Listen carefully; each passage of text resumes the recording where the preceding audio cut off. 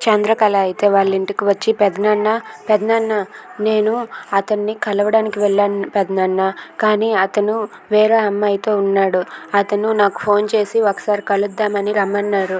కానీ నేను అక్కడికి వెళ్ళేసరికి అతను వేరే అమ్మాయితో కలిసి ప్రేమగా మాట్లాడుతున్నాడు. అతనికి ఇంకో అమ్మాయి ఉంది అని చెప్పి అంటూ ఉంటుంది. అది విని ఇంట్లో వాళ్ళంతా ఒక్కసారిగా షాక్ అవుతారు. ఇక అక్కడ ఉన్న వరదరాజులు అయితే ఏంటి నువ్వు చెప్పేది నిజమా అని చెప్పి అంటూ ఉంటాడు. అవును పెదనాన్న, అతన్ని నేను కళ్ళారా చూశాను. ఆ అమ్మాయితో ప్రేమగా మాట్లాడడం. వాళ్ళిద్దరూ ప్రేమికులు పెదనాన్న అని చెప్పి అంటూ ఉంటుంది. అది విని వరదరాజులు అయితే రే సిరాజ్, వెళ్ళి వాడిప్పుడు నాకు 5 నిమిషాల్లో నా కళ్ళ ముందు ఉండాలి, వెళ్ళి తీసుకొని రా అని చెప్పి అంటూ ఉంటాడు. ఇక విరాట్ని అయితే తీసుకొని వస్తూ ఉంటాడు.